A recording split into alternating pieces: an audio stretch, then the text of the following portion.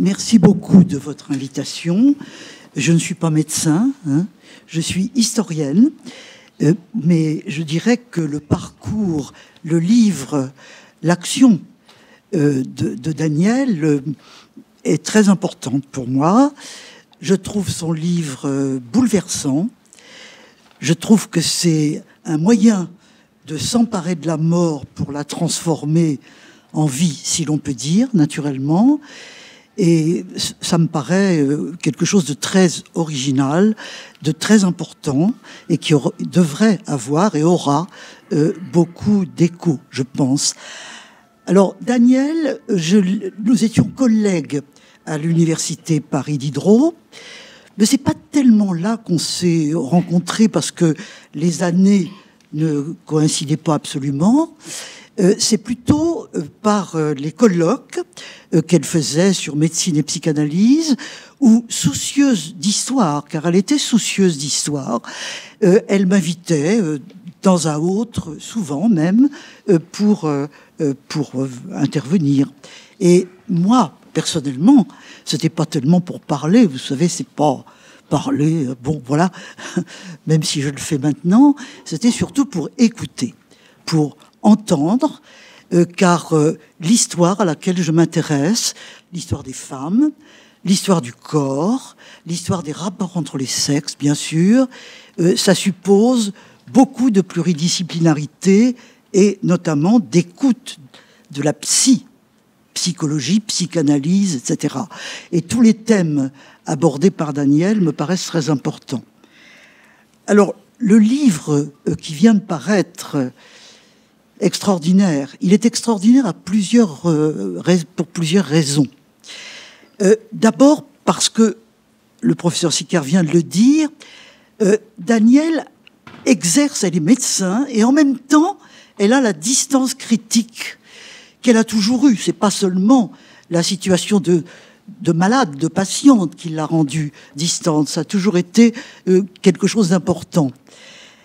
Et puis, dans ce livre, comme je viens de le dire aussi, elle prolonge jusqu'au bout, puisqu'il y a ces dernières pages bouleversantes qu'elle écrit à quelques jours de sa mort, pour dire, voilà comment j'ai vécu cela, et je vous le donne, en quelque sorte. Alors, le livre est évidemment important à plusieurs titres. Il est ce que Michel Foucault aurait appelé une étude de biopouvoir. Qu'est-ce que c'est que le pouvoir médical sur nos vies? Bien entendu, je sais ce que nous devons, et Daniel le savait ô combien, ce que nous devons au progrès de la médecine. Il n'est pas question ici de mettre cela en cause. Mais ce n'est pas cela que dit Daniel, et on vient de le dire, c'est la manière dont ça s'insère dans les systèmes de pouvoir, dans les relations entre médecins et malades, avec la brièveté du temps, avec le médicament, l'instrument qui devient fondamental, au fond, l'ordonnance qui devient un ordre et une place. La place de celui qui, au fond, n'a pas grand-chose à dire, et elle insiste beaucoup là-dessus, quand elle faisait état de l'effet qu'avait eu tel ou tel médicament sur elle, elle n'était pas entendue. Et c'est ce dont elle se plaint beaucoup. Donc ce livre est un formidable témoignage sur notre présent, et un présent dont nous savons bien, les uns et les autres, que nous le vivrons. À un moment quelconque, nous vivrons cela, et nos proches l'ont souvent vécu. Alors le deuxième grand intérêt du livre de Daniel, c'est de montrer aussi qu'il est capable de résister. On peut s'approprier les choses. Elle a un chapitre sur les femmes vis-à-vis des médecins. C'est une question qui l'a beaucoup interrogée tout au cours de son parcours. Elle a consacré plusieurs livres, La féminité retrouvée, sur les mères, sur les enfants, bien entendu.